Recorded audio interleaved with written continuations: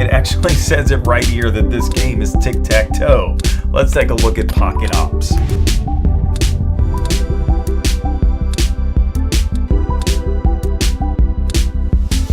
Welcome back to the Board Game Closet. My name's Jimmy, and today we're going to take a look at Pocket Ops. Now, this copy of the game was sent to us by Grand Gamers Guild. I actually got to talk to Mark Spector on my podcast, so if you're interested, go online and check that out. And he was talking about Pocket Ops and asked if he could send us a copy to review. And so I'm going to do that. I'm going to give you my simple one-die rating on Pocket Ops. Should you buy it, play it, or hate it? Green means go buy this game and add it to your collection. White means maybe you wouldn't buy it, but you definitely play it. And then red means you wouldn't buy it and you wouldn't play it because you hate it. My rating of Pocket Ops, and I'm going to spend the rest of this video telling you why I give it this rating. My rating is green. I think that you should buy this game. But it's tic-tac-toe, right? Why in the world would you buy tic-tac-toe? I can do it. I've played it for years, growing up, and it's like a what do they say? It's a broken game because the first person could always win or whatever, and there's strategies. But this game is totally different, and Mark even talks about that in the podcast, that somebody told him that this was a tic-tac-toe. And then he said, but wait, you just got to play this first. And so in this game, you are going to be playing tic-tac-toe, but the loose theme is that you are special agents and you're trying to go out and, in essence, just get 3 in a row. But how do you do that? On your turn, like let's say it's my turn to go, my opponent is going to look through their set of cards, and they have a card for every location on the board.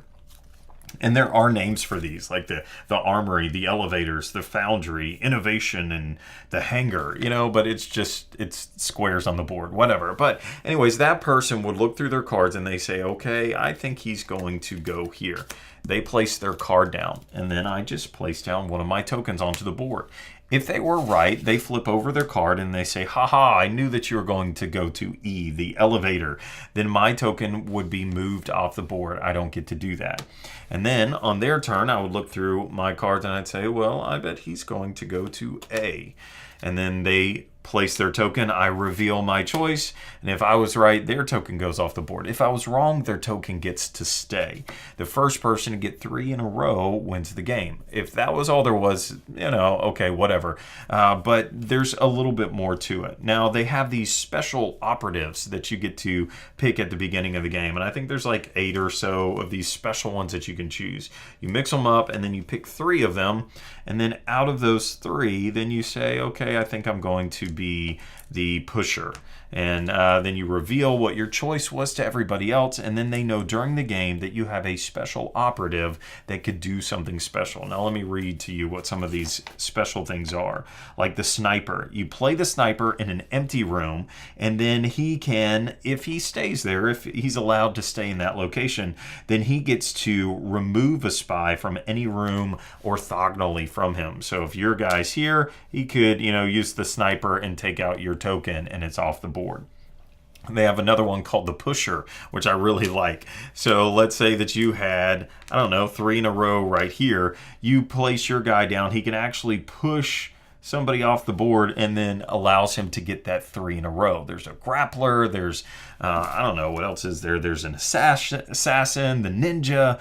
The ninja, if you put him into an empty room, then you may remove an enemy spy that's next to you. So he just removes that guy that's right next to you. And so there's all different kinds of ways that you can move your pieces around the board.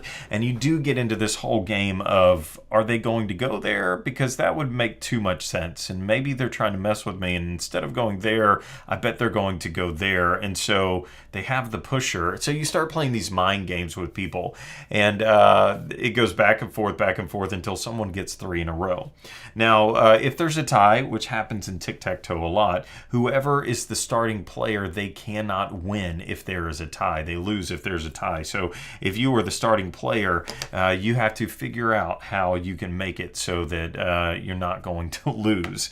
And the tokens pass back and forth. So if you were first this time, then they go first the next time. You keep playing back and forth until you have a winner. And that's how the game works. Now, they have some great artwork in this game for what it is. The artwork here on each one of these cards has something totally different, and I really love it. They have these nice wooden tokens that come in the game, this destruction machine of destruction with these gems, and this is what you get. You know, the first time you get the machine, the second time you power it up, and then that means you win the game.